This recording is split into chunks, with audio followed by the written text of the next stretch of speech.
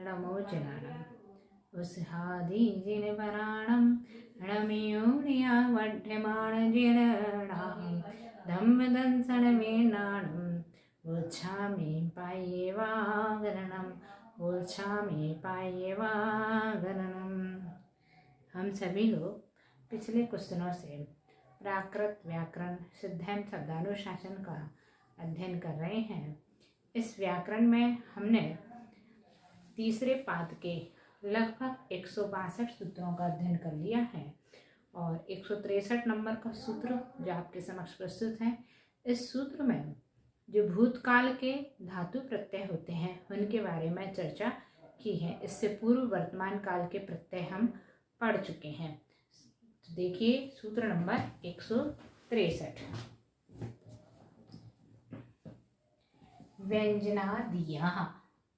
व्यंजनादियः अर्थात ये सूत्र क्या कह रहा है, जो व्यंजनांत धातु होते हैं उसमें भूतकाल के तीनों लकारों के सभी पुरुषों में एक ही प्रत्यय लगता है, ईय। क्या लगता है? ईय। इससे पूर्व कल हमने एक सूत्र पढ़ा था जिसमें भूतकाल के 3 प्रत्यय बताए थे, सी, ही और ही, लेकिन वो स्वरांत धातुओं के लिए थी और व्यंजनांत धातुओं में ये कह रहे हैं ईय लगता है। व्यंजनांत का मतलब जैसे ये होब लिखा हुआ है, इसमें अंत में व्यंजन है यानी स्वर रहित व्यंजन है, इसलिए वह व्यंजनांत धातु कहलाएगी। लेकिन यदि इसका भू धातु देखें तो भू में क्या स्वर है? ऊ, दीर्घ ऊ, यानी ये स्वरांत धातु कहलाएगी। परंतु संस्कृत में भू धातु के स्थान पर भव आदेश हो जाता है और मूल धातु तो भू मानी जाती है लेकिन उसका भव आदेश भव से रूप चलते हैं। तो यहाँ भव धातु के हिसाब से ये व्यंजनांत धातु कहलाए। ठीक है, उदाहरण दिया अभूत, जो लुंग लकार का है। लुंग लकार यानी भूतकाल का ही लुंग लकार होता है, सामान्य भूतकाल।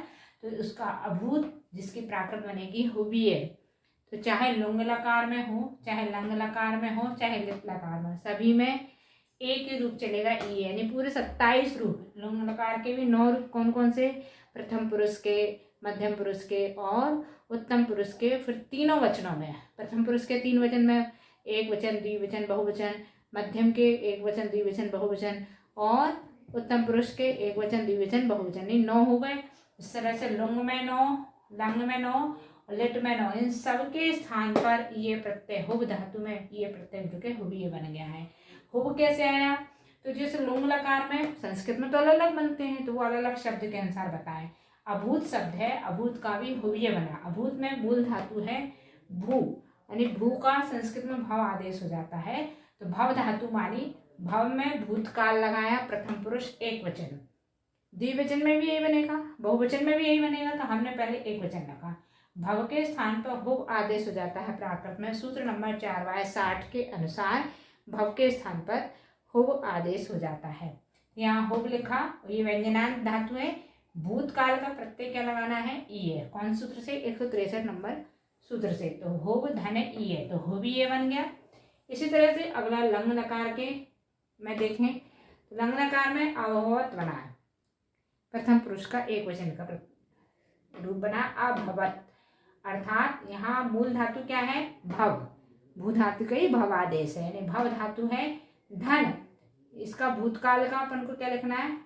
जो लंग लकार वाला भूतकाल है उसका प्रथम पुरुष एक वचन, द्विवचन, बहुवचन में भी यही प्रत्यय रहेंगे सभी में, लेकिन हम एक को ही लेकर चल रहे हैं। तो यहाँ भव के स्थान पर हुब हुआ और भूतकाल का प्रत्यय जोड़ दिया ई है, तो बन गया हुबीय। अगला तीसरा बभू। बभू मतलब जो भूतकाल का ही तीसरा रूप है लिट लकार, उसमें तो यहाँ भी भव धातु है, भूतकाल का प्रथम पुरुष एक वचन लिखा और इसका ये प्रत्यय लगाया, भव के स्थान पर हुब आदेश किया, जोड़ दिया, हुबीय बना। यानी ये 9 9 9 9 27 रूपों में हुबीय रूप बनेगा। ठीक है, व्यंजनांत धातुओं में। अगला सूत्र तेनास्ते राश्य हेशी, अर्थात इस सूत्र में क्या कह रहे हैं? अस धातु जो जिसके भूतकाल में तीनों नकारों में सभी पुरुषों में उनके सभी वचनों में 2 रूप होते हैं, आसी और अहेसी। जैसे ये सभी वचनों में सभी पुरुषों में एक ही रूप था, वैसे ही अस धातु में आसी और अहेसी 2 रूप होते हैं। इसका भी बनाया अपन ने। तो पहले कौन सा लकार है? लुंग लकार, यानी आसीत बनेगा उसमें। अस धातु का आसीत, जिसकी प्राकृत बनेगी आसी और अहेसी। कैसे बनेगी? लिखा हमने मूल धातु क्या है? अस, और उसका भूतकाल प्रथम पुरुष एक वचन रूप बनाया, तो इस पूरे के स्थान पे क्या हो जाता है? आसी या अहेसी। ठीक है। इसी तरह से इसका दूसरा लकार लिखा लंग लकार, इसके भी 9 रूप ऐसे ही बनेंगे। उसमें बनता है पहला आसिही, और आसिही में क्या होगा? वही अस धन भूतकाल प्रथम पुरुष एक वचन, और इसके स्थान पे आसी अहेसी आदेश हो जाएगा। तीसरा लिट लकार का प्रथम रूप लिखा आसम, आसम, इसमें भी क्या होगा? आसी नहीं अस धातु धन भूतकाल का प्रथम पुरुष एक वचन, और उसका आदेश हो जाएगा आसी धन अहेसी। इस प्रकार से ये अस धातु का सभी रूप यानी पूरे 27 रूपों में आसी और अहेसी ये 2 ही बनेंगे। ये सूत्र पूर्ण हुआ। अगला सूत्र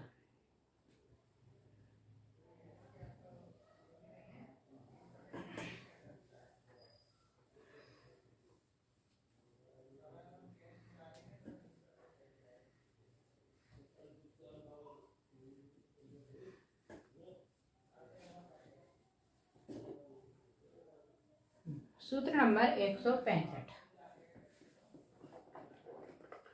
जात सप्तम्या ईर्वः।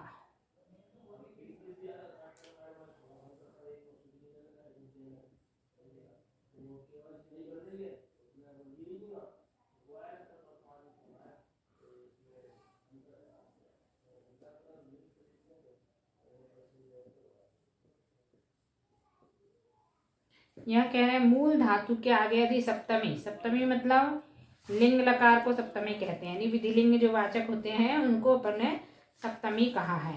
तो सप्तमी जब लगी हो यानी लिंग लकार हो गए हैं। सप्तमी विभक्ति से तात्पर्य नहीं है, यहाँ धातु प्रत्यय चल रहे हैं, अर्थात जो सप्तमी लिंग लकार है उसका प्रत्यय जज हो जाता है, ये द्वितीय हो जाता है। सप्तमी यानी विधिलिंग।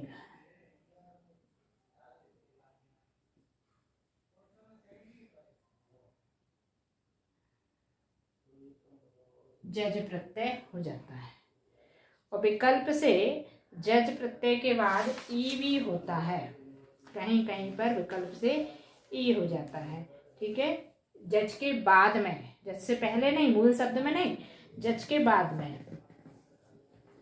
देखेंगे उदाहरण इसका, जैसे लिखा पहला भवेत, भवेत, इसकी प्राकृत बनेगी होज्जई या होज्य। ये भव धातु, इसमें भी भू धातु का रूप भव है, तो हम देखेंगे भू धातु या भव। धन विधिलिंग, विधिलिंग को ही लिंग लकार कहते हैं, लिंग लकार। ठीक है।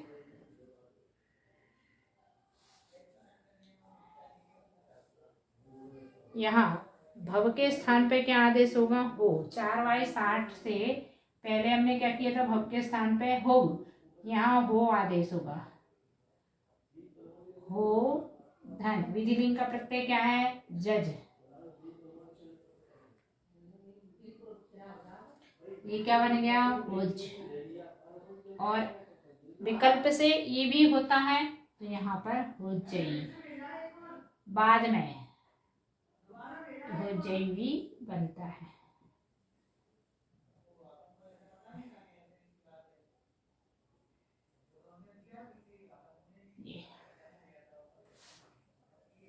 अगला सूत्र भविष्यति हिरादि।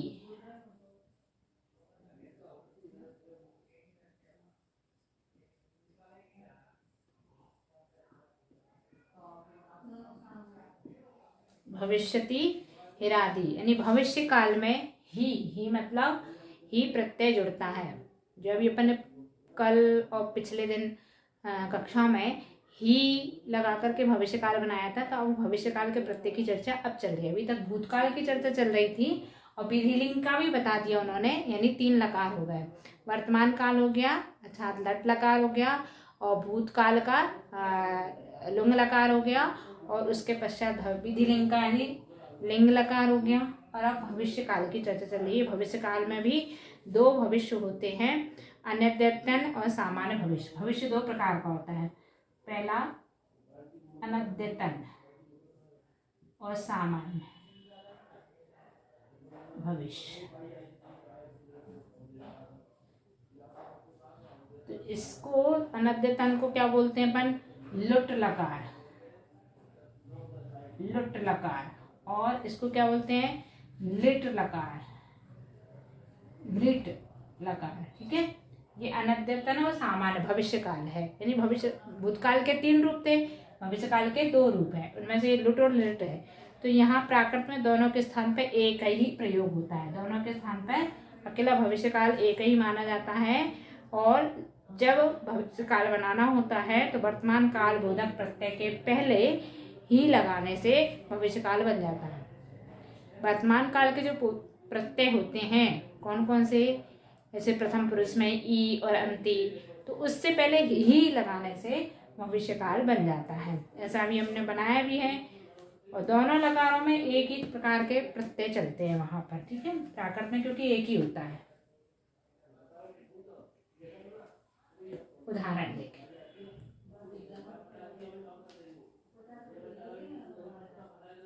भविष्यति या भविता, हो ही ई, ये दोनों तरह के भविष्य काल जो संस्कृत में बनते हैं ना, लुट और लिट, दोनों प्रकार के, सामान्य और अनद्यतन भविष्य में दोनों में अलग अलग रूप बनेगा। उसके स्थान में यहाँ प्राकृत में एक ही बनेगा। ठीक है, इसमें क्या है? भव धातु, भव धन लिट लकार या लुट लकार, मतलब भविष्य काल, प्रथम पुरुष एक वचन। ठीक है, ये लकार के नाम से ही लिख दिए, जिससे अपन को याद रहे कि भविष्य काल को ये लकार कहते हैं। ठीक है, अब भव के स्थान पर हो आदेश किया, कौन से सूत्र से? 4y60 से भव के स्थान पर हो आदेश किया। और लिट और लुट लकार का प्रत्यय क्या लगाना है हमको? ही, ही। और उसके पश्चात वर्तमान काल का प्रथम पुरुष,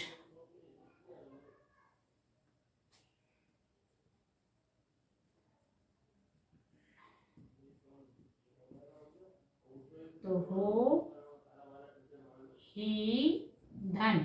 वर्तमान काल का प्रथम पुरुष एक वचन का ऐसे निकलेगा 3y139 से वर्तमान काल का प्रथम पुरुष एक वचन का ई प्रत्यय होता है। ये बन गया हो ही ई। ठीक है, एक वचन में तो बन गया। इसी तरह से बहुवचन में भी बना सकते हैं हम। इसके स्थान पर बस बहुवचन का प्रत्यय जोड़ देंगे। ठीक है, कैसे जोड़ेंगे? हो ही धन, बहुवचन का प्रत्यय क्या होता है? अंति। किस सूत्र से आया है? 3y142 नंबर सूत्र से।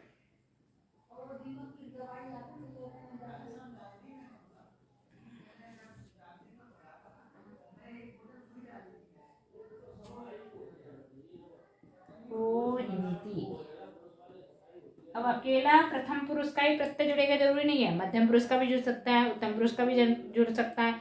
ऐसे सभी में आपको बना करके देखना है। यहाँ इसके स्थान पर तो ही जोड़ना है और यहाँ ये चेंज करते जाना, जो वर्तमान काल के हैं वो प्रत्यय जोड़ते जाना, तो ये आपके नए नए रूप बनते जाएंगे।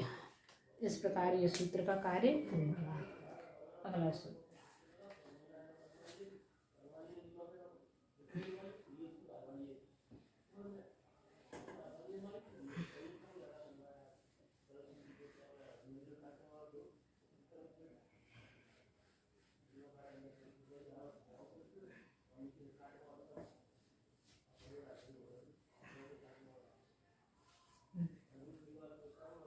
सूत्र नंबर 167।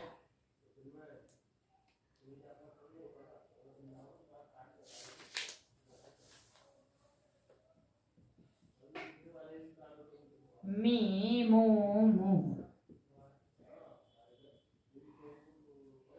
मेसा,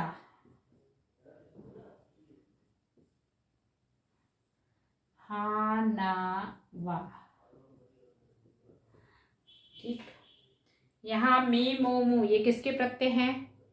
उत्तम पुरुष बहुवचन के। ये प्रत्ययों को होने पर विकल्प से उनसे पूर्व ये द्वितीय सा और हा हो जाता है।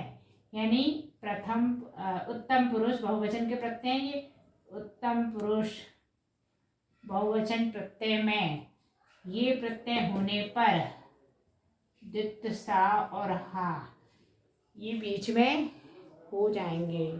जैसे उदाहरण लिखा अपन ने, कभी कभी अकेला द्वितीय सा ही होगा, कभी कभी हा होगा, है ना। कभी कभी दोनों प्रत्यय जोड़ करके भी बना सकते हैं। भविष्यामि बहुवचन में बनाना है, एक वचन में भी लग सकता है, क्योंकि मी लगा है ना। मी यानी एक वचन, मो मू म यानी बहुवचन। यहाँ पर एक वचन और बहुवचन दोनों लिखना, एक और बहुवचन दोनों। भविष्यामि ये पहला एक वचन का है, इसका प्राकृत क्या बनेगा? और भवितास्मि ये इसी का बना। होस्सामि, होस्सामि। अगला हो हामी, हो। अगला हो ही में। ये 3 रूप बनेंगे उत्तम पुरुष में। कैसे बनेंगे देखिए, इसमें भव धातु है, धन, विशेष्य क्या है? भविष्य काल प्रत्यय, भविष्य काल प्रत्यय। इसको क्या बोलते हैं? लिट और लोट, लिट और लोट लकार। फिर मी क्या है? वर्तमान काल का उत्तम पुरुष एक वचन प्रत्यय। भव के स्थान पर हो आदेश हुआ किस सूत्र से? 4/60 से। भव के स्थान पर हो। धन, भविष्य काल का प्रत्यय क्या लगना है? अब उत्तम पुरुष में ये द्वितीय सा या हा। धन, मी, मी किस सूत्र से लगेगा? मी के लिए 3/144 नंबर का सूत्र है। उत्तर पुरुष एक वचन मी। इन सबको जोड़ दो, अलग अलग रूप बना दो। पहले द्वितीय सा जोड़ करके मी जोड़ना, फिर हा जोड़ करके मी। तो हो सा मी या हो हा मी, ये 2 रूप बन गए। अब तीसरा रूप कैसे बनेगा? इससे पूर्व वाला जो सूत्र था 166 नंबर का, उसमें अपन ने भविष्य काल का प्रत्यय क्या लगाया था? ही। उसी सूत्र का प्रयोग करके 3/166 से भविष्य काल का प्रत्यय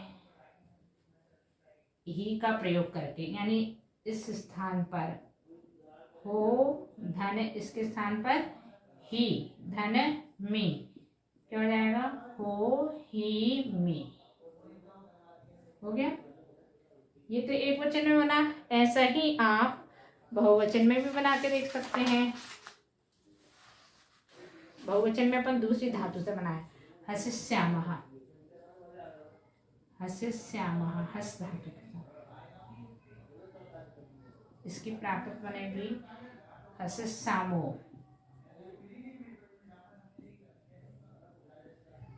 हसी हामो।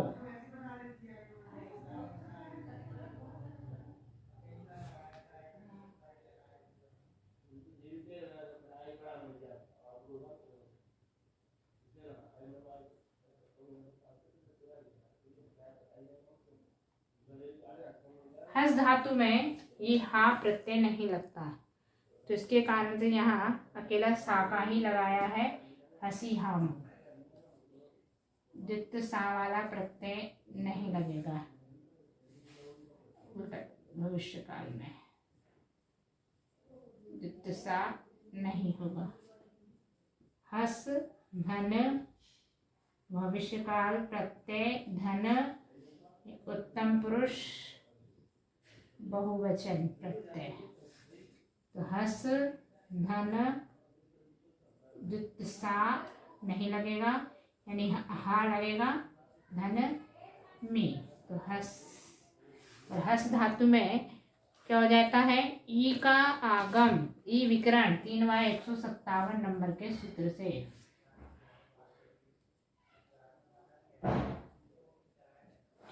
ई विकरण यानी कि जो हो जाएगा हसी, हसी हामी, मी नहीं मु, एक प्रत्यय लगा रहे हैं अपन, दो नहीं लगा रहे हैं। मु मु तीन होते हैं ना बहुवचन में, तो हसी हामो और हसिस सामो भी बन सकता है।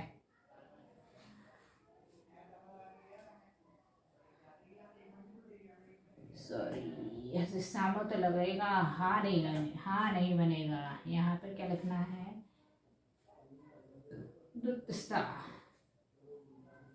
हसिस सामो, ठीक है। और फिर 3/166 नंबर सूत्र से इसके स्थान पे हम ही भी लिख सकते हैं, हसी धन ही धन मु, तो हसी हिमो, हसी हिमो। तो कहीं कहीं जैसे कि हा नहीं लगता, तो ये उदाहरण हा नहीं लगने वाला है। अगला सूत्र 168।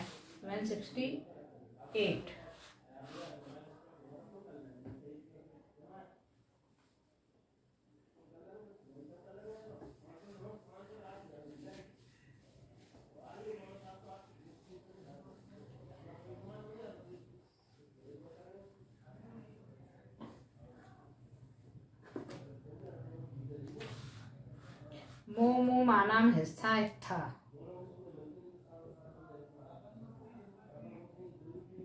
मो मो मानाम हिस्सा हित्था। यहाँ भी जो बहुवचन के प्रत्यय लिखे हैं, भविष्य काल के बहुवचन प्रत्ययों में हिस्सा और इत्था प्रत्यय भी होते हैं। उत्तम पुरुष बहुवचन में हिस्सा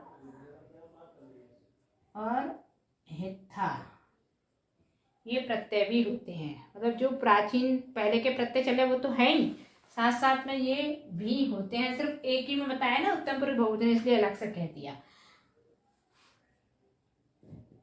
इसका उदाहरण देखेंगे अपन,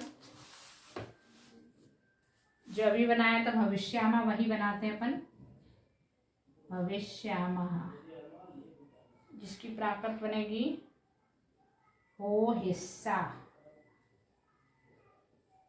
या हो हित्था। अब देखिए यहाँ पर जो वर्तमान काल का प्रत्यय वो नहीं लगाना होगा, वो सीधा हिस्सा और इत्था आदेश होता है बहुवचन प्रत्यय पे। अभी क्या करते थे हम, भविष्य काल प्रत्यय के साथ में वर्तमान काल के प्रत्यय भी जोड़ते थे, लेकिन यहाँ इस सूत्र के अनुसार मोमो माना हिस्सा इत्था से इस पूरे के स्थान पर हिस्सा इत्था हो जाता है। वहां क्या था, उसके स्थान पर ना होके उनके होने पर भविष्य काल प्रत्यय जुड़ता था। यहाँ इस पूरे के स्थान पर ये हो जाता है। तो यहाँ क्या लिखा अपन ने, भव धन भविष्य काल प्रत्यय या नृट लोट लकार याद रखने के लिए लिखा है। धन वर्तमान काल नहीं लिखेंगे, ठीक है। भव के स्थान पर हु आदेश किया, 4/60 से भव का हो किया। धन इसके स्थान पर हिस्सा या हित्था दो आदेश किए, तो हो हिस्सा हो हित्था। ये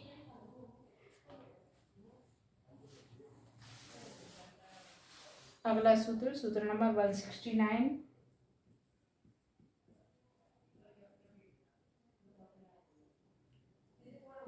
में है ससम, यानी मी का विकल्प से सस भी होता है, दुत्सा भी होता है। मी काय में आता है, उत्तम पुरुष एक वचन में, तो उस प्रत्यय के स्थान में विकल्प से सस भी होता है। उत्तम पुरुष एक वचन, ये बहुवचन का था ना जैसे, वैसे ही एक वचन में सस होता है विकल्प से। लिखा भविष्यामि बराबर होसम ससम, या हो ही में ये प्राचीन वाले सूत्र से, और होसामे ये भी प्राचीन वाले सूत्र से पन्ना बनाया, और होहामे ये तीन प्राचीन सूत्रों से, इस सूत्र से ये होगा।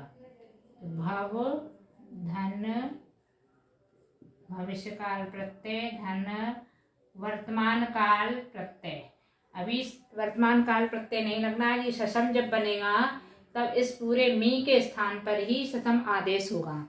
मी के स्थान में मतलब वर्तमान काल प्रत्यय के स्थान सहित, भविष्य काल प्रत्यय सहित, वर्तमान काल सहित ससम आदेश होगा।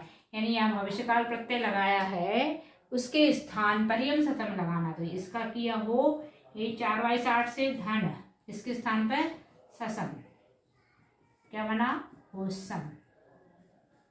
लेकिन जब दूसरा रूप बनाएंगे तब क्या करेंगे, भव धन। उसमें क्या होता है, दूसरे इन तीनों रूपों के लिए भविष्य काल प्रत्यय होने के साथ में वर्तमान काल प्रत्यय लगता है। यहाँ भविष्य काल प्रत्यय वर्तमान काल के प्रत्यय के स्थान पर आदेश हुआ है, तो यहाँ भविष्य काल प्रत्यय धन वर्तमान काल प्रथम पुरुष प्रत्यय। तो इसके स्थान पर हो धन कौन से सूत्र से लगाया, सबसे पहले अपन ने ही लगाया है, तो ही 3/166 से,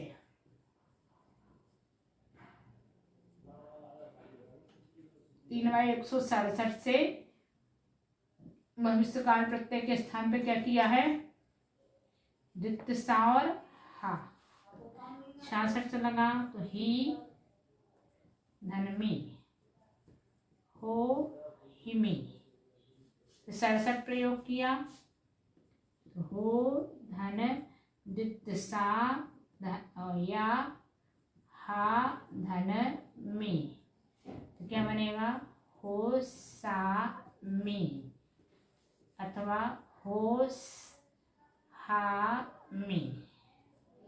ये 3 रूप बनेंगे, 4 रूप इसके भविष्य काल में उत्तम पुरुष बहुवचन में, उत्तम पुरुष एक वचन में प्राप्त होंगे। इस प्रकार इस सूत्र का कार्य पूर्ण हुआ। अगला सूत्र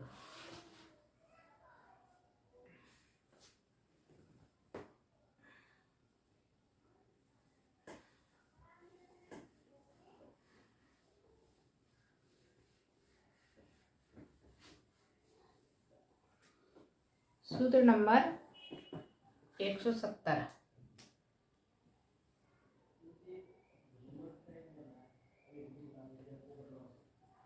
क्री दो हम, क्री धातु में और दा धातु में मी का विकल्प से हम हो जाता है। मी मतलब उत्तम पुरुष एक वचन में हम हो जाता है। किस किस धातु में, क्री में और दा धातु में। बनाएंगे क्री धातु का उदाहरण करिष्यामि, करिष्यामि। इसकी प्राकृत क्या बनेगी, काहम या काहिमी।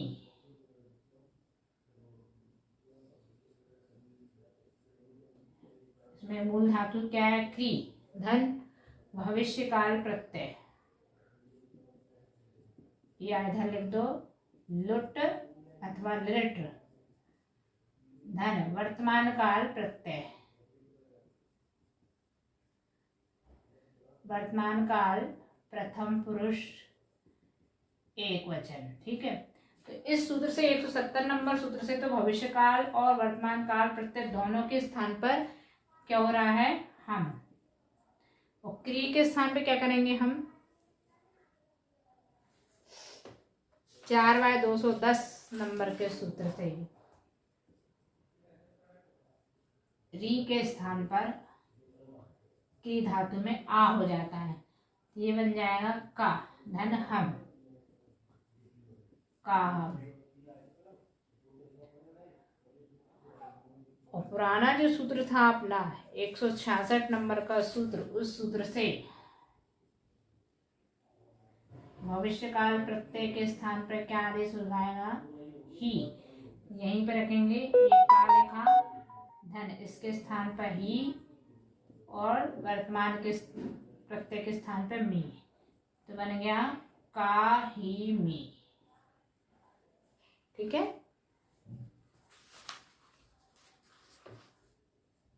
अगला सूत्र थोड़ा बड़ा है।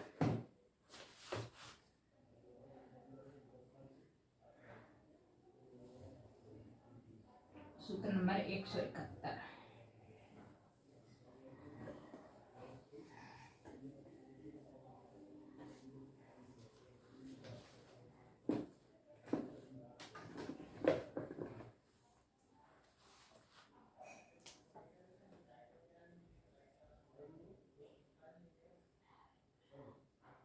श्रु, गमी, रुदि, विधि, दृषि, मुचि, वचि,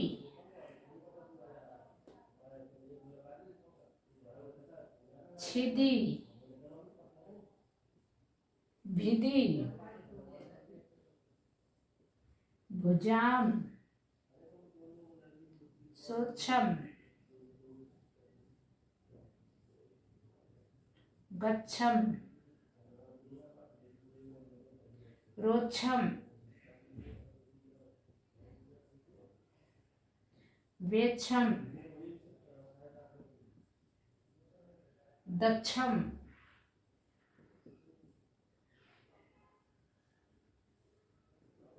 मोक्षम,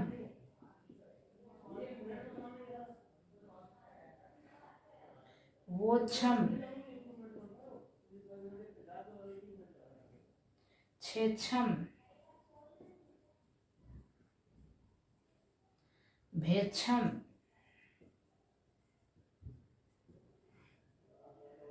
भोचम।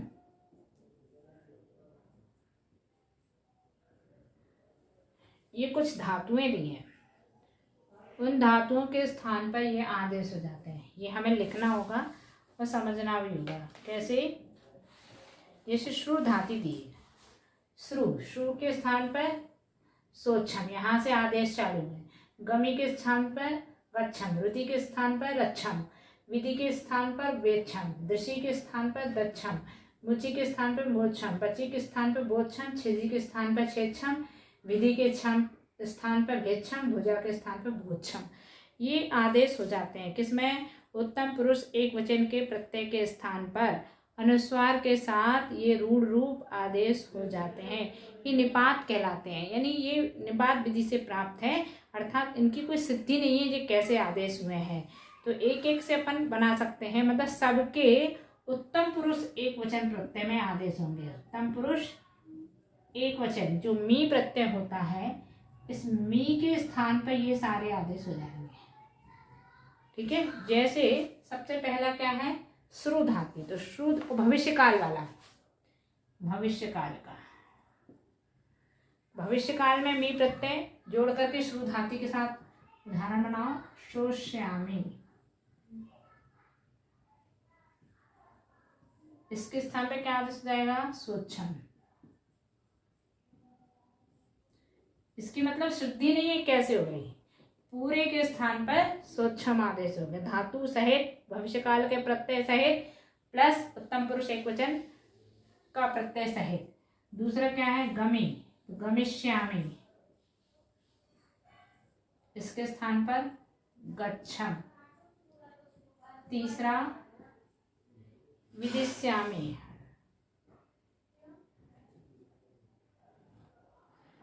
गम में ही, गम की जो धातु है इसका एक रूप और है संगम, गम का एक द्वितीय रूप और है, इसलिए संगस्से, संगस्से, इसके स्थान पर भी ये गच्छम ही आदेश होगा, संगच्छम हो जाएगा वहां पर। यानी कुल टोटल 11 धातु हैं, इनके आदेश बताएं। चौथा विदिश्यामि, विदिश्यामि। पांचवा दृशिष्यामि। छठा मुचिष्यामि।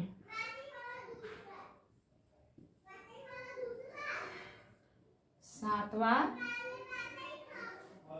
वचिष्यामि।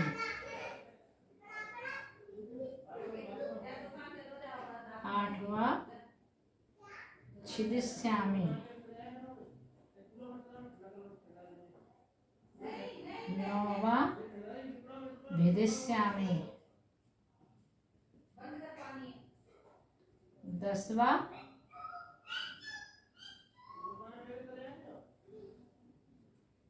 एक मिनट कुछ छूटा है, हाँ रोदिष्यामि छूट गया एक। विधि के बाद में विधि से पहले संघर्ष के बाद में रोदिष्यामि, कोई बात नहीं, अभी अपन लिख देते हैं उजास्यामि। 11 नंबर एक बीच का छूट गया है, रोदिष्यामि, रोदिष्यामि।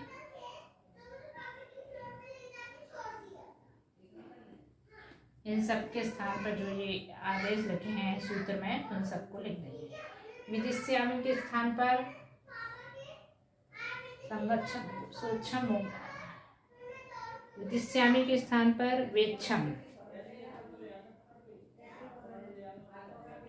रोदिश्यामि के स्थान पर रोच्छम, दृशिष्यामि के स्थान पर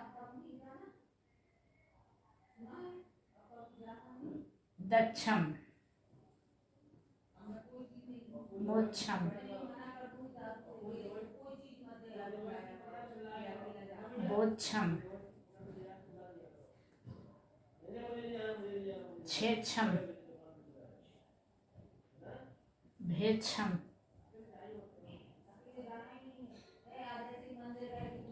भोच्छम। यानी इतनी धातुओं के स्थान पे ये अनुस्वार वाले ये आदेश हो जाते हैं सीधा सीधा, इसमें कोई सिद्धि नहीं करनी। ये आदेश से प्राप्त हैं, मतलब निपात से प्राप्त हैं, इनको यही निपात कहलाते हैं, जिनका आदेश हो जाता है ना, पूरी पूरी धातु के प्रत्यय सहित आदेश हो रहा है, यानी पूरे शब्द के स्थान पर, तो ये कहलाता है निपात, अर्थात ये निपात से प्राप्त हैं, इसीलिए ये इनकी कोई सिद्धि नहीं है, निपात वालों की कोई सिद्धि नहीं होती। अगला सूत्र, सूत्र नंबर 172।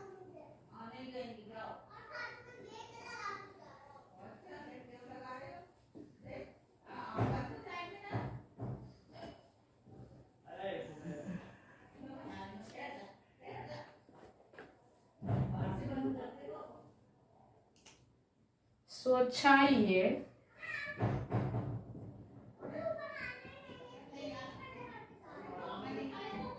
इजादिषु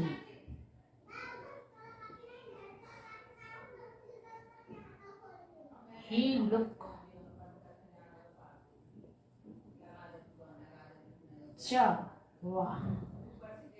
क्या कह रहे हैं यहाँ पर, ये स्वच्छादय मतलब स्वच्छ आदि जो धातुएं थी, अभी पूर्व वाले सूत्र में जितनी 11 धातु कही थी, स्वच्छ पहला आदेश हुआ था, तो स्वच्छ आदि जो धातुएं हैं उनमें काल वर्तमान काल द्योतक पुरुषबोधक प्रत्यय होने पर विकल्प से ही का लोप होता है, विकल्प से ही का लोप होता है। कहाँ पर, जब वर्तमान काल आदि के प्रत्यय लगाते हैं भविष्य काल बनाने के लिए, तो ही लगाते हैं भविष्य काल प्रत्यय, तो ही का विकल्प से लोप होता है। जैसे शोष्यति शोष्यामि बनाया अभी, तो उसमें तो सीधा स्वच्छम आदेश हो गया क्योंकि वो उत्तम पुरुष का था, लेकिन जब वर्तमान काल के प्रथम पुरुष या मध्यम पुरुष में रूप बनाएंगे, उसमें तो जो अपनी पद्धति भी चली आ रही सूत्रों की उसी के हिसाब से बनाएंगे, उसमें सीधा सीधा आदेश नहीं होगा, सिर्फ उत्तम पुरुष में किया है वहां पर आदेश। उत्तम पुरुष में भी कौन से वचन में, मात्र अकेले एक वचन के प्रत्यय के स्थान पर, है ना, बहुवचन का नहीं। तो यहाँ पर अपन बनाएंगे वर्तमान काल का प्रथम पुरुष, श्रु धातु के साथ बनाया पहले शोष्यति, इसकी प्राकृत बनेगी सोच्छी, सोच्छी या सोच्छ ही, सोच्छी है। सोची ही ई। अब देख लीजिए, श्रु धातु के स्थान पर तो सोच आदेश किया था, लेकिन उत्तम पुरुष एक वचन में अनुस्वार सहित यानी सोच्छम आदेश किया था। तो सोच आदेश श्रु धातु के स्थान पर करना है, वो हम यहाँ वैसा का वैसा रखेंगे। ये क्या है श्रोष्यामी में? श्रु धातु, श्रु धातु, श्रु श्रु ये धन, शय मतलब भविष्यकाल प्रत्यय, ती मतलब वर्तमान काल प्रथम पुरुष एक वचन का प्रत्यय। श्री के स्थान पे क्या आदेश हो रहा है? सोच। किससे? सूत्र नंबर 3Y171 नंबर के सूत्र से, जो अभी अपन ने पूर्व में पढ़ा था उस सूत्र से श्रु के स्थान पर अपन ने सोच आदेश कर दिया। और यहाँ भविष्यकाल प्रत्यय कौन सा लगेगा? तो 3Y166 नंबर का सूत्र अपन लगाएंगे, जिससे ही प्रत्यय लगता है। भविष्यकाल का ही प्रत्यय लगाने के लिए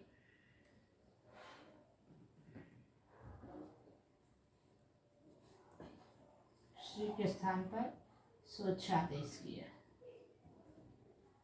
और 3Y166 से भविष्यकाल के स्थान पर ही आदेश किया।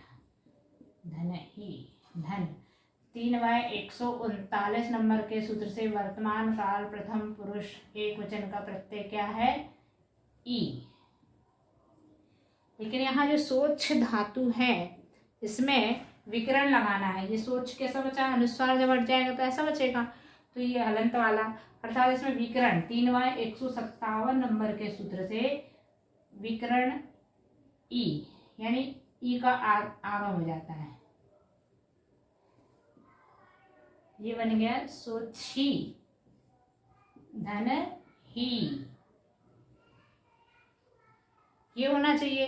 लेकिन यहाँ इस सूत्र का काम क्या कह रहे हैं? इजादिशु ही लुक, यानी ही का लोप होता है, तो एक रूप तो ये बन गया सोची ही, और इसी से जब हम ही का लोप कर दें, ही का लोप करने से क्या बनेगा? सोची ई। ठीक, ये बना प्रथम पुरुष एक वचन में, प्रथम पुरुष बहुवचन में। और एक उदाहरण बना के देखो, कि सारी धातुओं के साथ आप बनाना। शोष्यन्ति,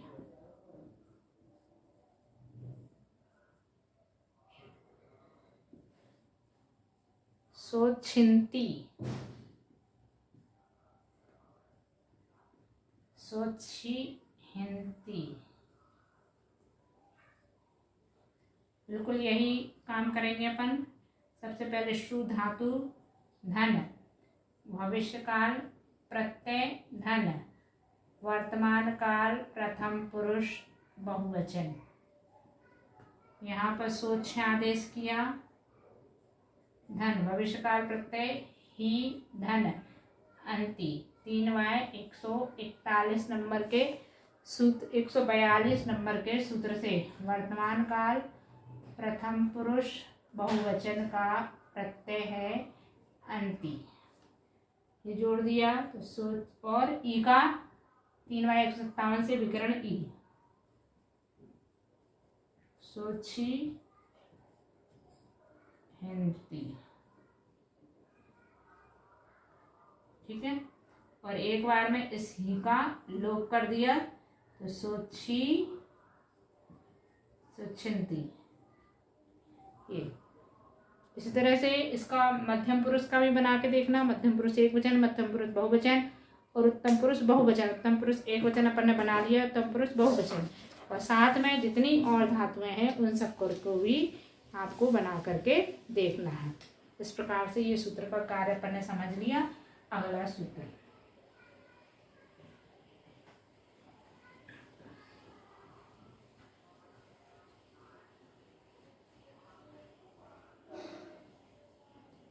सूत्र नंबर 173। अब आज्ञार्थक वाक्यों की चर्चा चल रही है। विधिलिंग या आज्ञार्थक। अभी तक देखो वर्तमान काल हो गया, भविष्य काल हो गया, भूतकाल भी हो गया। अब तीसरा चौथा लकार जो है विधिलिंग या आज्ञावाची वो दोनों एक जैसे बनते हैं प्राकृत में, विधिलिंग और आज्ञार्थक, इसलिए उनको एक साथ समझेंगे, जबकि संस्कृत में वो दोनों अलग अलग लकार है। तो सूत्र देखेंगे, दु सु मु विद्यादि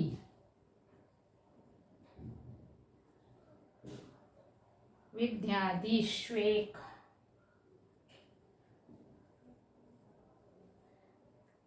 कस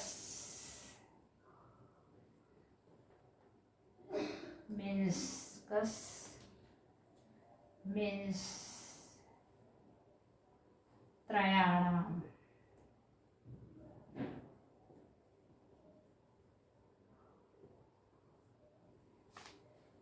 यहाँ विद्यादि मतलब विधिलिंग आदि, विधिलिंग के अर्थ में एक वचन, प्रथम पुरुष एक वचन, प्रथम पुरुष एक वचन, प्रत्यय क्या होगा, दु सु और मु, काय में विधिलिंग।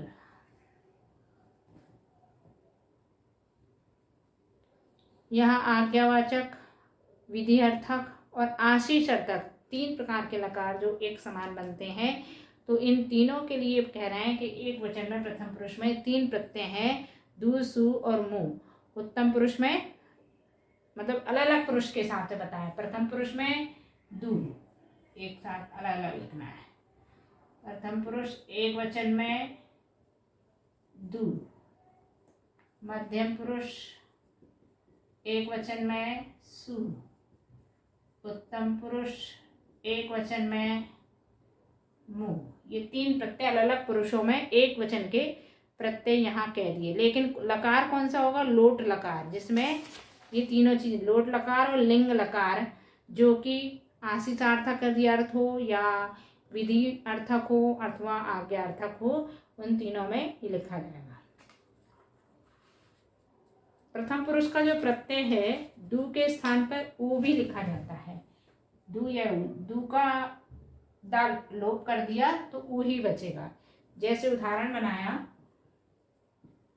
हसतु, देखिए इस सबका एक ही बनेगा, हसेत और हस्यात। ये संस्कृत के शब्द हैं तीनों। ये कैसा है, आज्ञार्थक, ये कैसा है, विधिअर्थक,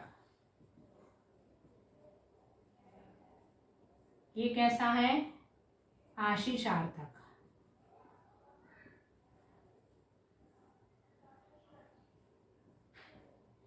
इन तीनों के स्थान पर प्राकृत में एक ही प्रत्यय लगेगा, ये ऊ, प्रथम पुरुष एक वचन में क्या लगेगा, इन सबका प्रथम पुरुष एक वचन क्या होगा, प्रत्यय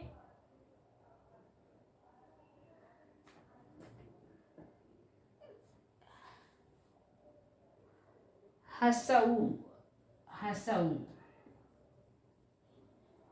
तीनों के स्थान पे हसऊ। मतलब आज्ञार्थक में भी वही प्रत्यय लगाना है, ऊ या दु, और विधि में भी और आशीष में। इसको बनाएंगे कैसे, देखिए, हस धातु, मूल क्या है, हस धातु, धन आज्ञार्थक, प्रथम पुरुष एक वचन, क्या बनेगा, हस धन ऊ, और इसको विकरण लगा करके पूरा कर दिए तो क्या बन जाएगा, हस ऊ।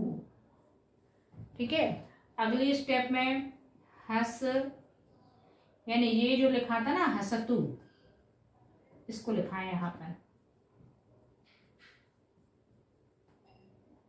अगला हसेत,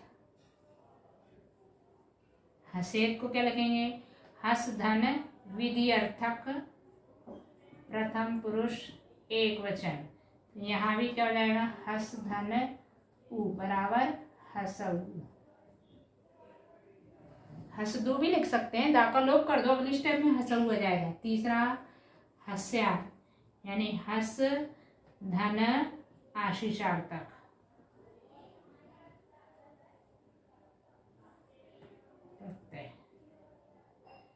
क्या है, हस राशि सार्थक प्रत्यय भी ऊ है, तो हसऊ। तीनों का एक ही बनेगा, और एक उसमें नहीं, एक पुरुष में नहीं, अलग अलग सभी में। मध्यम में भी क्या बनेगा, हससु। अब मध्यम बनाया अपन, दूसरा उदाहरण क्या है, मध्यम पुरुष का, हस, हसे, हस्याः। ये क्या है, आज्ञावाचक, ये विधिलिंग, विधि अर्थक, ये आशीषार्थक। इस सबका क्या बनेगा, हससु। कैसे बनेगा, हस धन आज्ञार्थक हो या अथवा विधि अर्थक हो अथवा आशीषार्थक हो,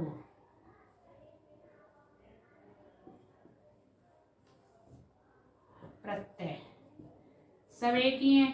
हस धन उ बराबर हसबु, हस धन सु बराबर।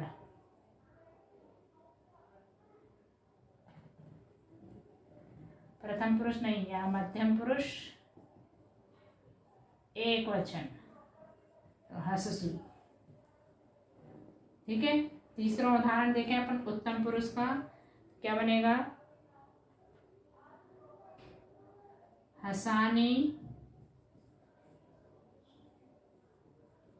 हसे यम य, हस्यासम। इस सब के स्थान पर क्या बन जाएगा, हसामु।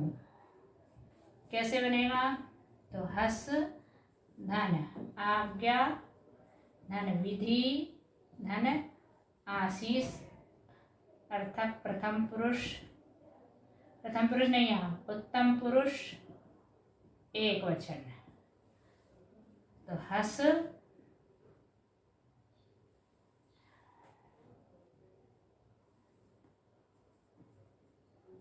धन, इन सबके स्थान पे क्या आएगा, मुंह, मुंह।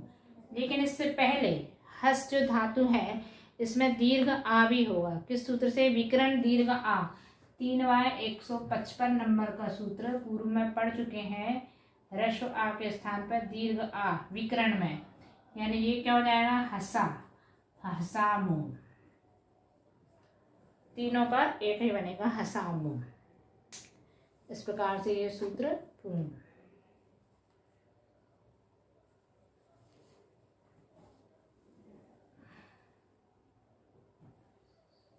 अगला सूत्र,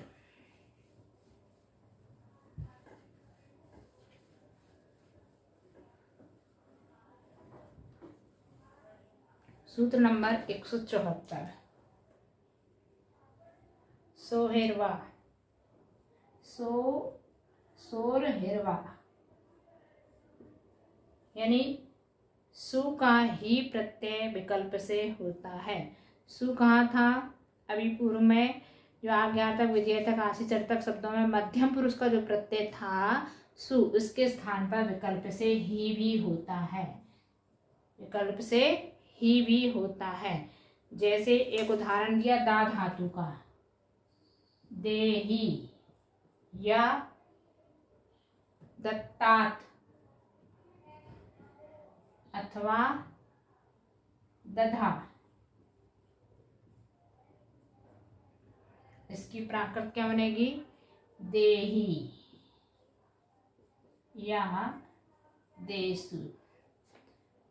ठीक है, अब इसमें क्या है, तीनों में दा धातु है, धन, ये आज्ञार्थक है, दूसरा वाला विधि अर्थक है, तीसरा वाला आशीष अर्थक है, और इसमें कौन सा प्रत्यय लगा है, मध्यम पुरुष एक वचन का प्रत्यय लगा है, दा धन। इसके स्थान पे क्या करना है अपन को, ही, सु के स्थान पे ही, मतलब इस मध्यम पुरुष एक वचन के स्थान पे ही। लेकिन जिस दा में जो दीर्घ आ है उसके स्थान पे हम क्या करेंगे, ए। कौन से सूत्र से, 4Y238 नंबर का सूत्र है, जिसमें दा धातु में दीर्घ आ के स्थान पर ए आदेश हो जाता है। यहाँ दीर्घ आ के स्थान पर ए आदेश किया तो ये बन गया देही। और पुराना वाला जो सूत्र था उससे अपन क्या कर देंगे, सु आदेश कर देंगे। कौन सा सूत्र था, जो 173 नंबर का अभी सूत्र अपन ने पढ़ा था,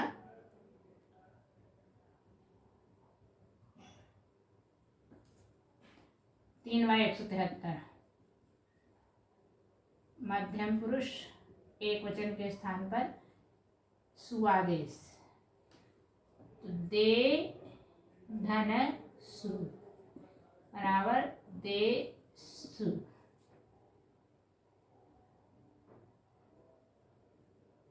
ठीक है, इस प्रकार से ये पूरा। अगला सूत्र, सूत्र नंबर 175 क्या है, अत इज इज्वस्वी विज हिजे लुक लुकोवा। यानी इस सूत्र में कह रहे हैं जहां आज्ञार्थक, विधियर्थक और आशीषार्थक शब्दों के मध्यम पुरुष एक वचन में सु के स्थान पर, सु के स्थान पे क्या हो जाएंगे, तीन प्रत्यय आदेश करना है, इज्जसु, विज्जसु और यानी इज्जही और इज्जे, इज्जसु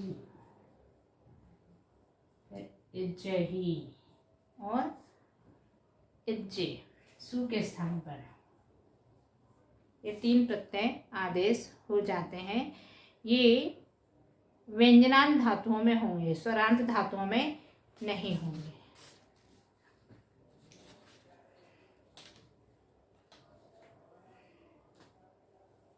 बनाएंगे इसको हम, हस हसे या हस्या बराबर इसका ये बनेगा हसे जसु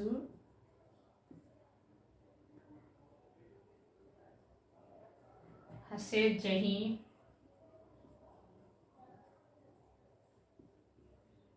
और हसिज्जे। कैसे बना, हस धातु ये व्यंजनांत धातु है, धन क्या लगाना है अपन को यहाँ पर, आज्ञार्थक, विधियर्थक या आशीषर्थक मध्यम पुरुष एक वचन प्रत्यय, तो हस धन इज्जसु इज्जही और इज्जे, सबको जोड़ दिया, हसिज्जसु। यहाँ ई के स्थान पे ए कैसे हो गया, इसके लिए भी यहाँ सूत्र लगाया है, इज्जसु इज्जसी इज्जे।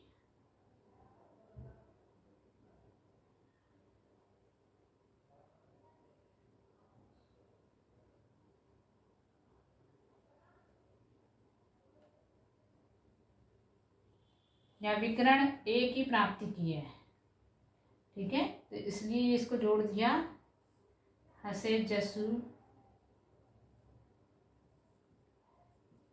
हसे जही और हसेजे, हसेजे के हसेजे, हसेजे है। और साथ में इसके दो रूप और भी बनेंगे। कौन से बनेंगे दो रूप, जो 173 नंबर के सूत्र से बनेगा, मतलब जो सु वाला, और अभी जो 175 नंबर का सूत्र अपन ने 74 नंबर के सूत्र से भी बनाया है ना, ही लगा करके, वो भी बन सकते हैं। यानी क्या बनेगा, हसे हससु या हस, सु के स्थान पर ही, हसे ही। 3/174 से और 3/173 से, दोनों सूत्रों से ये रूप भी बन सकते हैं पुनः। इस प्रकार इस सूत्र का कार्य पूर्ण हुआ। आज इतना ही, और आगे अपन जिनवाणी स्तुति करते हैं। आगे का कल की कक्षा में देखेंगे। अब ये अध्याय भी समापन की ओर है। सिरिजिणे वाणी जग कल्याणी, जग जन मदिता में मोहे हरि। जन मणे हारी गण हरे हारी, जम्य जरा भाव रोगे हरि। तिथियराणम दिव्य थुणिम जो, पढ़ई सुनई मये धारे। प्राणम सुखे मणंतम धरिये, सासद मुख पदम पावई। नमो जिनाणम।